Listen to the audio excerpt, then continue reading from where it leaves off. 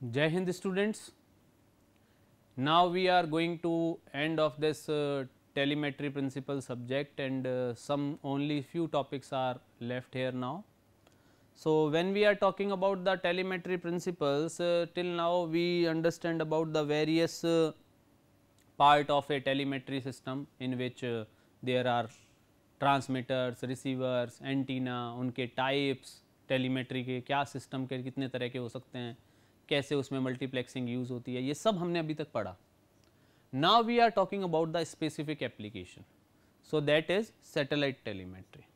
अब जैसे कि हम सैटेलाइट टेलीमेट्री की बात शुरू करते हैं तो सबसे पहले बात आती है satellite communication. Because satellite telemetry अपनी जगह है, we have to start with the satellite communication. आप सैटेलाइट कम्युनिकेशन का कहाँ यूज़ कर रहे हैं? आप सैटेलाइट फ़ोन्स में यूज़ कर रहे हैं. आपका जो जीपीएस आपके मोबाइल में चलता है that is related to this satellite communication. You are the sending and receiving the data throughout your globe, वो आपका सैटेलाइट कम्युनिकेशन का पार्ट है. तो अगर आपको वाइडली मैं एक चीज़ छोटा सा यहाँ पे एग्जांपल दे के दिखाऊं तो आप देखते हैं कि ये आपका एक स्मॉल सेल बनाया गया है जिसमें आपके बहुत सारे स्मॉल आपके यूज़र्स हैं, जैसे मोबाइल यूज़र्स हैं, और इन सेल के ऊपर एक बेस स्टेशन रहता है, गेटवे रहता है, जो कि आपका डायरेक्टली किसी स्टेशन से कनेक्ट नहीं होता लेकिन वो सैटेलाइट से कनेक्ट होता है. तो आप यहाँ पर क्या देख सकते हैं कि आपका स्पेस है, वहाँ पर सैटेलाइट्स हैं. अर्थ की अगर हम बात करें तो वहाँ पर कहीं एक पोजीशन होगी जहाँ पर कोई यूज़र डेटा क्रिएट कर रहा है, जैसे आप बात करना चाह रहे हैं तो आप बोल रहे हैं तो वो डेटा क्रिएट हो रहा है, audio data. That data is going to the PSTN और GSM और the ISDN public switch telephone network.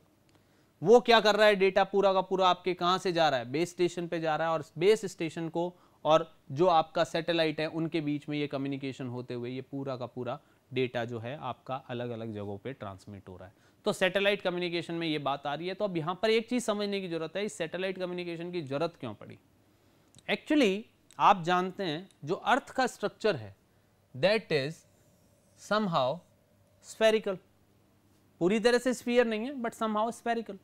जब आप स्फेरिकल अर्थ की बात करते हैं तो आप एक चीज़ देखते हैं कि आप अगर यहाँ पर हैं अर्थ के इस पार्ट पे और आपको यहाँ पर कम्युनिकेट करना है तो अर्थ की कर्वेचर की वजह से you can not directly contact with this person. मतलब ए पे और बी पे कोई दो है तो आप इन दोनों के बीच में डायरेक्टली नहीं हो सकता. इन दोनों के बीच में डायरेक्टली कम्युनिकेशन करने के जो हम नॉर्मल वेव प्रोपगेशन की बात करते हैं तो हमारे पास स्काई वेव और स्पेस वेव प्रोपगेशन सिस्टम है, जो कि आपने वेव प्रोपगेशन वाले आपके सब्जेक्ट में पढ़े. बट आप यहाँ पर एक चीज नोट करेंगे, जब आप स्काई वेव प्रोपगेशन और स्पेस वेव प्रोपगेशन की बात करते हैं तो इन बोथ केसेस आप 1500 किलोमीटर से ज्यादा की डिस्टेंस को कवर नहीं कर सकते, क्योंकि उसकी कुछ रेस्ट्रिक्शंस आ जाती है अर्थ की कर्वेचर्स की वजह से, लाइन ऑफ साइट खत्म हो जाता है. तो आपका जहां कहीं पर भी 1500 किलोमीटर से ज्यादा की रेंज की हम बात करते हैं तब आप क्या करते हैं, सैटेलाइट कम्युनिकेशन का यूज करते हैं, जिसमें आप स्पेस के अंदर एक सैटेलाइट लगा देते हैं और वहां पर वो सैटेलाइट आपके यूजर और जो मेन सेंडर है उनके बीच में कम्युनिकेशन का काम करता है. अब बात ये आती है टेलीमेट्री, इसमें कैसे रूल आया. टेलीमेट्री में भी आप क्या करते हैं, रिमोट लोकेशन पे कोई डेटा है. जैसा कि मैं आपको एक बात बताता हूं, आप लोग जब किसी रिमोट लोकेशन जैसे कि ग्लेशियर्स हैं, ग्लेशियर्स को हमारी जो ऑर्गेनाइजेशंस हैं जो ग्लेशियर को मॉनिटर करती हैं, गवर्नमेंट ऑर्गेनाइजेशन, वो हमेशा ग्लेशियर्स के ऊपर अपने कुछ इंस्ट्रूमेंट्स प्लेस करती हैं जो कंटिन्यूसली ग्लेशियर की हेल्थ को मॉनिटर करते रहते हैं कि कितना ग्लेशियर में वहाँ टेम्परेचर क्या चल रहा है, वहाँ पर अगर आपका किसी तरह से कोई चेंजेस आ रहे हैं एटमॉस्फेरिक कंडीशंस में तो वो उसको हाई प्रायोरिटी पे मॉनिटर करते हैं. अब उस केस के अंदर ग्लेशियर से लेके आपका मेन जो अर्थ स्टेशन है या कंट्रोल स्टेशन है वहाँ तक आप वायरिंग करेंगे तो दैट इज हार्श, उन हार्श कंडीशन में वो सब पॉसिबल है नहीं. इस वजह से आप वहाँ पर भी सैटेलाइट कम्युनिकेशन का यूज़ करते हैं. सिमिलरली आप मरीन में यूज़ करते हैं, मैरीटाइम. आप जानते हैं कि अर्थ का मोस्टली जो पार्ट है वहाँ पर पानी है और उस पूरे पानी वाले एरिया के अंदर जब आपका कोई भी जहाज है वो ट्रेवल कर रहे हैं तो वो मैरीटाइम की वजह से वहाँ की जब हम बात कर रहे हैं तो in that communication also we are using satellite communication. तो ये सब बातें आई. तो सबसे पहले यहाँ पर जो पूरा चैप्टर एक बार बार इस तरफ इंटीग्रेट कर रहा है वो है सैटेलाइट. तो बेसिकली सैटेलाइट है क्या, जब हम बात करते हैं इस डायग्राम की, सैटेलाइट है क्या, आप देखते हैं ये आपका क्या है, सन है, सन के चक्कर काट रही है, अर्थ के चक्कर काट रहा है मून, इनका सबका एक टाइम है। तो जो भी कोई छोटा ऑब्जेक्ट किसी बड़े ऑब्जेक्ट के चारों तरफ उसके ग्रेविटेशन फोर्स की वजह से उसके रिवॉल्व कर रहा है अराउंड में, तो वो उसका सैटेलाइट है। अब जब आप इसकी बात करते हैं सैटेलाइट की, तो सैटेलाइट का जब हम स्पेसिफिक बात करते हैं, तो जब किसी प्लेनेट के चारों ओर कोई दूसरा प्लेनेट आपका रोटेट करता है, फिजिकल बॉडी रोटेट करती है, क्योंकि सन आपका स्टार है, स्टार के अराउंड प्लेनेट रोटेट कर रहे हैं, तो हम उसको सैटेलाइट नहीं बोल सकते, दैट आर प्लैनेट्स। बट जब किसी प्लेनेट के अराउंड कोई दूसरा पार्ट रोटेट कर रहा है, तो दैट इज कॉल्ड आपका सैटेलाइट बेसिकली। तो हम जब यहां पे बात करें, तो मून जो है वो हमारा नेचुरल सैटेलाइट है, किसका? अर्थ का, अपने आप बनाए, नेचर में बनाए। सिमिलरली अगर आप और बात करें तो जुपिटर के बहुत सारे हैं, जैसे कि आईओ है, यूरोपा है, और गीनीमेड है, कैलिस्टो है, ये सब के सब हैं। देन आप अगर बात करते हैं एक सैटेलाइट की बात में, नेक्स्ट तो हमारा आता है आर्टिफिशियल सैटेलाइट, जो हम बनाते हैं। आपको अगर पता हो तो यूएसएसआर ने सबसे पहला स्पुतनिक फर्स्ट जो सैटेलाइट बनाया था, वो एक बेसिकली रेडियो बीकन था, that was used for the basic just communication part, sending signal and receiving signal. तो ये बीकन जो था सबसे पहला था। सिमिलरली अगर हमारी बात करें तो India's first satellite was the Aryabhata, that was launched by the Russian made launch vehicle Kosmos 3M, ठीक है। और ये आपका जब लॉन्च किया गया था बेसिकली अप्रैल 1975, ये भी अपने आप में एक कम्युनिकेशन सैटेलाइट था। तो बेसिकली अगर हम बात करें तो सैटेलाइट की डेफिनेशन क्या कहती है? A satellite is any object that is in object orbit around a planet, और satellite is an object in space that orbit और circle around a bigger object, और any object that revolve around a given planet in a fixed orbit under the influence of planet's gravitational force is called the satellite। तो ये दो तरह के रहते हैं, natural and artificial. इनके अलावा भी इनके बहुत सारे टाइप्स हैं। तो बात ये आती है कि ये अब आप जब ये आर्टिफिशियल सैटेलाइट की बात करते हैं, तो हमारा सैटेलाइट कम्युनिकेशन पिक्चर में आता है। कैसे? आप देख सकते हैं, हमारे जब हम सैटेलाइट कम्युनिकेशन की बात करते हैं तो इसमें दो सेगमेंट बनते हैं, एक तो होता है स्पेस सेगमेंट, एक होता है ग्राउंड सेगमेंट। ग्राउंड सेगमेंट वो होता है जो हमारा अर्थ के ऊपर है, बट स्पेस सेगमेंट जो हमारा आउटर स्पेस के अंदर प्लेस्ड है। उसके लिए आप एक सैटेलाइट, मतलब एक मैन मेड डिवाइस या सिस्टम या इक्विपमेंट, जिसको आप स्पेस में लॉन्च करते हैं with the help of the rocket, और वो जो होता है वो बेसिकली कई तरह के इंस्ट्रूमेंट्स लेके जाते हैं। वो जो इंस्ट्रूमेंट्स होते हैं वो आपस के अंदर कम्युनिकेट कर सकते हैं। तो आप देखते हैं कि हमारा यहाँ पर एक ग्राउंड स्टेशन होता है, ग्राउंड स्टेशन के ऊपर आपका TTC ग्राउंड स्टेशन होता है। वो क्या करता है? डेटा जनरेट करता है, इकट्ठा करता है, और उस डेटा को स्पेस सेगमेंट में सैटेलाइट को भेजता है। तो आप यहाँ पर देख सकते हैं कि जब हम बात करते हैं तो communication take place between any two earth station through a satellite, and EM wave use करती हैं इसमें as a carrier, and information such as audio, video, data, और कुछ भी जो आपकी इंफॉर्मेशन आप भेज रहे हैं वो स्पेस तक जाएगी और वापस आएगी। तो जब आप इसकी सबकी बात कर रहे हैं तो आपके सामने ये सारी पिक्चर आती क्यों है? तो आप देखिए बेसिकली नीड क्या होती है इसके अंदर। जब आप बात करते हैं अर्थ की, अर्थ के चारों तरफ उसका एटमॉस्फेयर है, और that is made of various layers, and that layers are troposphere, stratosphere, ionosphere and exosphere. इनकी हाइट है अलग अलग, 18 किलोमीटर तक 70 एंड 500 किलोमीटर तक आपका ionosphere, and outer that exosphere. अब आप जब ट्रांसमिशन की बात करते हैं तो इन लेयर्स के थ्रू जब आपकी प्रोपगेशन की आप बात करते हैं तो आपका प्रोपगेशन दो तरह का हो सकता है, ground wave propagation and sky wave propagation. तो इसका मतलब क्या आता है? Ground wave propagation is suitable for only up to 30 megahertz, and this method of communication makes use of the tropospheric condition of the earth. Similarly in the sky wave propagation, this is suitable bandwidth for the broadly between 30 to 40 megahertz, and it make use of the ionosphere properties of the earth. So अब आप यहाँ पर क्या समझते हैं? That the maximum hope or the station distance is limited to 1500 kilometer only in both ground wave propagation and sky wave propagation. So satellite provide communication for long distances which is well beyond the range of this line of sight. तो ये basically requirement है जिसकी वजह से आप satellite communication का use करते हैं। तो जब आप इस सैटेलाइट कम्युनिकेशन की बात कर रहे हैं तो इसके अंदर जो सामने निकल के जो बात आती है, तो आपके सामने जब बात आती है तो मैं आप लोगों को इसमें बहुत अच्छे से सारी चीजें क्लियर करूं कि जब आप इनको बात कर रहे हैं सारे सिस्टम की, तो अब यहां पर हम इसके टिपिकल बात करेंगे। जब आप एक सैटेलाइट की बात करते हैं तो सैटेलाइट किन से मिलके बना है, जैसे कि सबसे पहली पॉइंट आता है कि सैटेलाइट आपका मिलके किन से बना है। जब आप इन मिलके बनने की बात करते हैं तो सैटेलाइट जो होता है वो आपके various component and various part से मिलके बना होता है। और जब आप उन वेरियस पार्ट एंड कंपोनेंट्स की बात कर रहे हैं, मींस जैसे कि आप अगर एक बात करें, आप एक मोटरसाइकिल की बात करते हैं, when you are talking about a bike और a motorcycle, in that case you know that there are two wheels, one handle with a fuel tank, with a engine have many other portions also such as piston or something else. Similarly जब हम satellite की बात कर रहे हैं तो satellite का construction भी, जैसा कि अगर आप इस प्रीवियस डायग्राम में देखें, अगर आप इस डायग्राम में देखते हैं तो आपके पास ये अलग अलग पार्ट्स हैं। इसके अंदर आप देख सकते हैं कि आपका जो सैटेलाइट है उसके अंदर आपके ये जो पोर्शंस हैं देट आर बेसिकली एंटीनाज, ये एंटीनाज हैं इसके। सिमिलरली इसका जो ये आउटर खोल बना हुआ है ये पूरा का पूरा इसका हीट शील्ड एनकैप्सुलेशन है।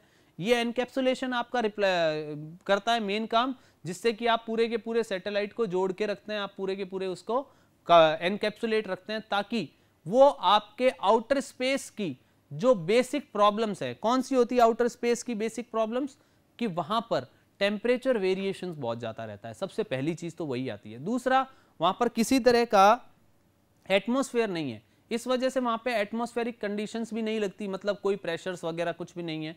जो भी वहां वो प्रेशर फील कर रहे हैं वो कॉस्मिक प्रेशर है, मतलब जो आउटर स्पेस का जो कॉस्मिक प्रेशर है सोलर की वजह से, सोलर एनर्जी की वजह से, आउटर स्पेस की वजह से, आउटर जो डिस्टेंट स्टार्स हैं, प्लैनेट्स हैं, उनके ग्रेविटेशनल फोर्स की वजह से, तो वो सब वो फेस करते हैं। अब आप जब इन सब की बातें कर रहे हैं तो आपको ये सैटेलाइट यहाँ पे बनाना पड़ेगा। अब जब आप ये सैटेलाइट बनाते हैं तो इस सैटेलाइट के आपके मेन पार्ट आपने देखना समझना चाहें तो कोई भी आप सैटेलाइट की जब आप बात करते हैं, किसी भी तरह का सैटेलाइट की बात करें तो उस सैटेलाइट के वेरियस सब सिस्टम्स हैं।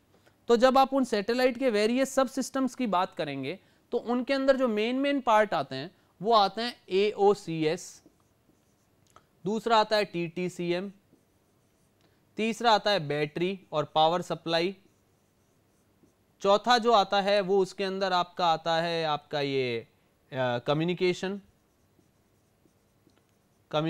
सब सिस्टम। मतलब सैटेलाइट एक सिस्टम है तो ये सब उसके सब सिस्टम्स है, इन सब को मिला के ही एक सैटेलाइट बनता है। बट अब बात आती है नेक्स्ट लेवल की। आपका सैटेलाइट जो है वो सैटेलाइट कम्युनिकेट कर रहा है बिटवीन द अर्थ स्टेशन और ground station and the satellite.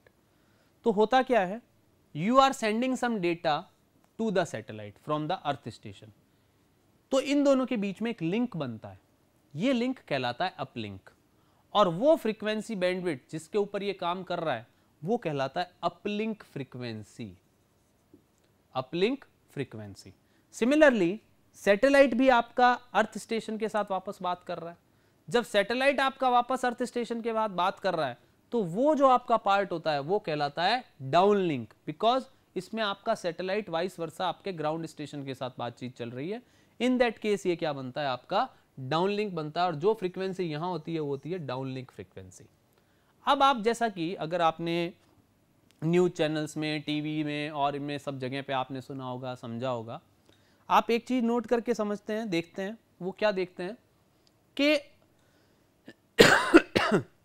जब आप इस अपलिंक एंड डाउनलिंक की बात कर रहे हैं तो आपने कई बार सुना होगा कि अब तो ये इंफॉर्मेशन आना बहुत कम हो गया है, जो लोग पहले दूरदर्शन देखा करते थे उसमें लिखा हुआ आता था, this particular program is available on KU band with the frequency range this, जो भी एक कोई फ्रीक्वेंसी रेंज होती थी। कई बार 6 गीगाहर्ट्ज यूज होता था, कई बार आपका 4 गीगाहर्ट्ज, 12 गीगाहर्ट्ज, ये अलग अलग रेंज दी जाती थी।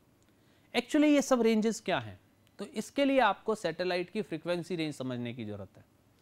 आपके पास जो विजिबल फ्रीक्वेंसी रेंज है, जो टोटल अवेलेबल फ्रीक्वेंसी रेंज है, वो आपकी पूरी की पूरी फ्रीक्वेंसी रेंज को जब आप सैटेलाइट के लिए यूज करते हैं तो आप इसको basically LSC X KU K and KA in 7 band में डिवाइड कर देते हैं। आप इसको हमेशा इसी तरीके से याद रखें। आपको मैं इस तरीके से याद रखने के लिए इसलिए बोल रहा हूं कि ये जो तीनों बैंड है L, S and C, they are basically used for the domestic purpose, means आपका जो नॉर्मल कम्युनिकेशन सारा चल रहा है जो अर्थ पे। X बैंड जो है that is basically used for military applications, और जो आपका हाईली सिक्योर्ड कम्युनिकेशन है उसके लिए आपका X बैंड यूज होता है। तीसरा बचता है KU, K and KA, basically है K बैंड बट KU का मतलब है K अंडर एंड KA का मतलब है K अबव। तो ये तीन बैंड्स हैं, that bands are used for the outer terrestrial purpose और एक्स्ट्रा टेरेस्ट्रियल पर्पज। जो आपका माइक्रोवेव एंटीनास की मैंने बात की थी, यहां पर उसका रोल सबसे ज्यादा बढ़ जाता है। वैसे ये पूरी की पूरी रेंज ही फ्रीक्वेंसी रेंज आपकी 1 गीगाहर्ट्ज से शुरू होकर 40 गीगाहर्ट्ज तक जाती है। मतलब अगर मैं बात करूं 1 से 2, 2 से 4, 4 से 8, इस तरह से करते करते 40 गीगाहर्ट्ज तक का ये रेंज पूरा का पूरा बनता है, जो हम नेक्स्ट लेक्चर्स में पढ़ेंगे जब हम फ्रीक्वेंसी स्पेक्ट्रम का पढ़ेंगे। तो आप एक चीज नोट करते हैं कि यहां पर ये पूरा का पूरा जो फ्रीक्वेंसी रेंज की हमने बात की, ये पूरी की पूरी यहां पर फ्रीक्वेंसी रेंज यूज हो रही है इसके अंदर। अब जब हम इन सैटेलाइट कम्युनिकेशन की बात करते हैं तो आपने ये देखा इसी रेंज में से आपके पास फ्रीक्वेंसी अपलिंक सेलेक्ट होगी, इसी में आपके पास से डाउनलिंक फ्रीक्वेंसी सेलेक्ट होगी। तो जब कभी भी आप सैटेलाइट कम्युनिकेशन की बात करेंगे तो यहां पर जब आप बेसिकली अपलिंक एंड डाउनलिंक की बात करेंगे तो वहां पर basically C, KU and KA band जो होते हैं फ्रीक्वेंसी बैंड, वो आपके यूज होते हैं फॉर द कम्युनिकेशन पर्पस। तो उसके अंदर जब हम बात करते हैं तो उसमें डाउनलिंक है आपकी ये तीन रेंजेस कौन कौन सी, 3700 मेगाहर्ट्ज, 59। अब आप यहां पर देखिए, यहां पर 11.7, यहां पर 14, यहां 17.7, यहां 27.5। You can easily understand one point here, this is the downlink frequency, this is the uplink, and this downlink frequency is always less than uplink frequency. आप देख सकते हैं ये जितना भी डिजाइनिंग के अंदर जो बेसिक यूज हो रहे हैं ये आपके हमेशा डाउन है, मतलब कम है ये इससे। डाउनलिंक फ्रीक्वेंसी कम है, क्या जरूरी है हर जगह ऐसा ही हो? नहीं। आपको मैं यहां पर एक छोटी सी चीज बता देता हूं जो आपके लिए एक्स्ट्रा है, ये कई बार आप लोगों के लिए क्वेश्चन आ जाते हैं, इनको आपको समझना भी जरूरी है। आपके दो तरह के आपने कम्युनिकेशन सुने हैं, एक तो होता है मोबाइल कम्युनिकेशन, एक होता है सैटेलाइट कम्युनिकेशन। जब आप मोबाइल और सैटेलाइट कम्युनिकेशन की बात करते हैं तो आप लोगों को एक चीज समझने की जरूरत है, दोनों में ही अपलिंक एंड डाउनलिंक फ्रीक्वेंसी का काम है। जैसे आप एक मोबाइल फोन का यूज कर रहे हैं, वो फ्रीक्वेंसी रेंज जिस पे वो मोबाइल आपका मेन अर्थ आपके टावर से कनेक्ट हो रहा है वो कहलाती है उसकी कौन सी, वापस जाने वाला जो रेंज होता है। जैसे आपको बताया, ये देखिए जैसे ये आपका मोबाइल है तो ये कौन सा, जब यहां से यहां जा रहा है डेटा तो ये आपका कौन सा होगा, अपलिंक, और ये कौन सा रहेगा, डाउनलिंक। तो आप जब इस तरीके से यहां पर बात कर रहे हैं सैटेलाइट की जगह मोबाइल को रख के, तो वो बन जाता है मोबाइल कम्युनिकेशन। तो जब आप बात करते हैं मोबाइल कम्युनिकेशन की, तो मोबाइल कम्युनिकेशन में अपलिंक फ्रीक्वेंसी डाउनलिंक फ्रीक्वेंसी से कम होती है, बट जब आप सैटेलाइट की बात करते हैं तो डाउनलिंक फ्रीक्वेंसी से अपलिंक फ्रीक्वेंसी ज्यादा होती है। मतलब दोनों में उल्टा चलता है, ये चीज हमेशा याद रखना, क्योंकि ये एक ऐसा क्वेश्चन है जो आपके कभी भी किसी भी जगह जब आपकी बेसिक इंट्रोडक्शन शुरू होता है आपका कहीं पर भी सैटेलाइट कम्युनिकेशन का, that is the very first question कि आपका सैटेलाइट कम्युनिकेशन में अपलिंक फ्रीक्वेंसी डाउनलिंक से कम होती है या ज़्यादा होती है, तो आप बताएंगे अपलिंक ज़्यादा होती है। तो वो क्या पूछेंगे, क्या हमेशा अपलिंक ज़्यादा होती है? तब आप उनको ये बताएं नहीं, मोबाइल कम्युनिकेशन में अपलिंक जो होती है वो फ्रीक्वेंसी डाउनलिंक से कम भी होती है। तो here we are talking about the only satellite communication because we are concentrating on the satellite telemetry. That's why that question arise, why uplink frequency is always greater than the downlink frequency? तो that is the reason. Uplink frequency हमेशा downlink frequency से ज़्यादा होती है, उसके दो reasons रहते हैं। पहला है power requirement और दूसरा है attenuation and path loss। जब आप देखते हैं सैटेलाइट के ट्रांसमिशन के बारे में, आप एक चीज नोट कीजिए कि जब आप सैटेलाइट को सिग्नल भेजेंगे फ्रॉम द अर्थ स्टेशन, तो due to the atmospheric conditions and the gravitational force and due to the long path between the satellite and the earth station, we are going to face some kind of attenuation as well as the path loss. ये path loss आपका ionospheres की वजह से हो सकता है, ये आपका ट्रोपोस्फीयर के अंदर जो आपका एटमॉस्फेरिक कंडीशन चेंज हो रही है उनकी वजह से हो सकता है, या अदर किसी वजह से भी हो सकता है। तो ये अटेन्युएशन एंड पाथ लॉस आपका सबसे बड़ा रोल प्ले करता है, इसीलिए भेजे जाने वाला सिग्नल हमेशा हाई फ्रीक्वेंसी पे भेजा जा रहा है। दूसरा आता है पावर रिक्वायरमेंट। जैसा कि आप अच्छे से जानते हैं, जब आप बात करते हैं पावर रिक्वायरमेंट की, आपका सिग्नल जब आप जनरेट करना चाहते हैं हाई फ्रीक्वेंसी का, तो हाई फ्रीक्वेंसी का सिग्नल जनरेट करने के लिए आपको पावर सोर्स भी उतना ही पावरफुल चाहिएगा। When we are talking about the earth station आपका कहाँ है?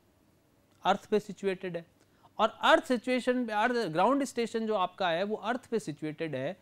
वहां पर आपको पावर से रिलेटेड ज्यादा इश्यूज नहीं है, क्योंकि आप चाहें जितनी पावर वहां जनरेट कर सकते हैं और आप उस पावर को यूज कर सकते हैं फॉर द ट्रांसमिशन पर्पज।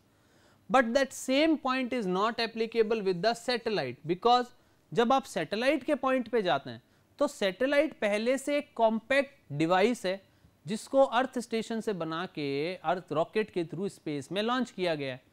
वहां पर उसकी पावर रिक्वायरमेंट के लिए वो टोटली दो तरह की चीजों पे, जैसा कि मैंने आपको सैटेलाइट के सब सिस्टम बताए थे, पावर सप्लाई और बैटरीज। तो सैटेलाइट की जो पावर सप्लाई है उसके लिए वो टोटली दो चीजों पे डिपेंडेंट है। पहला तो होता है बैटरी और फ्यूल, और दूसरी चीज होती है सोलर पैनल्स। मींस आपके जो भी सिस्टम यूज हो रहे हैं एक सैटेलाइट के अंदर, उन सब के अंदर जितना भी आप डेटा यूज कर रहे हैं, जितना भी आप सिग्नल भेज रहे हैं, आप कोई सिग्नल रिसीव कर रहे हैं, उन सब के लिए आप जो भी उसकी जो फंक्शनिंग हो रही है उन सब के लिए आपको पावर की रिक्वायरमेंट है। और वो पूरी की पूरी पावर आपको बैटरी से या सोलर पैनल इन्हीं के थ्रू मिल रही है, क्योंकि सोलर पैनल वहां पर जो अवेलेबल सोलर एनर्जी है उसको कन्वर्ट करके बैटरीज में स्टोर करता है, और that same power is going to be used by the satellite system. तो आपके सामने क्या निकल के आया कि अपलिंक फ्रीक्वेंसी आपकी ज्यादा है। क्यों? क्योंकि अपलिंक फ्रीक्वेंसी से आपका अर्थ स्टेशन से सैटेलाइट कनेक्ट हो रहा है, भेज सकते हैं अटेन्युएशन एंड पाथ लॉस को कंसीडर करते हुए, बट वापस जब सिग्नल आ रहा है तो वहां पर उसके लिए अटेन्युएशन एंड पाथ लॉस कम रहेंगे। क्यों? क्योंकि कई चीजें जो होंगी वो यहां पर उसको सपोर्टिंग रेंज में चल रही है, और पहले की तरह आपको उसको पेनिट्रेट करते हुए एटमॉस्फेयर को बाहर नहीं जाना है, और जो कंडीशंस होती हैं उनकी वजह से इतना अटेन्युएशन एंड पाथ लॉस नहीं आएगा। और दूसरा, पावर भी आपका यहाँ पर सिस्टम को ज़्यादा रिक्वायर्ड जरूरत नहीं होती, क्योंकि यहाँ पे जनरेट कर नहीं सकता, तो हाई फ्रीक्वेंसी सिग्नल जनरेट करना भी थोड़ा मुश्किल रहता है। तो ये आपके बेसिक रीजंस हैं अपलिंक फ्रीक्वेंसी ज़्यादा ऑनलिंक के डाउनलिंक से। बट जब आप बात करते हैं मोबाइल कम्युनिकेशन की, वहाँ पर ये चीज़ चेंज हो जाती है, रिवर्स हो जाती है। वहाँ पर डाउनलिंक ज़्यादा होती है, अपलिंक कम होती है। उसकी वजह क्या होती है?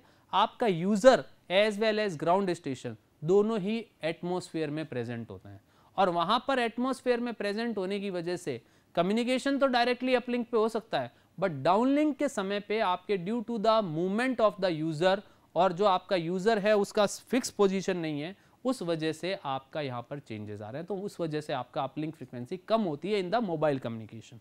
सो in today's lecture basically we get the basic introduction of the satellite communication and its basics, so that it can be used for the telemetry part, because the TTCM, as I told you, TTCM is basically the subsystem of a satellite which is used for the telemetry part.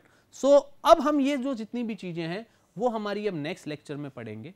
Till then, thank you.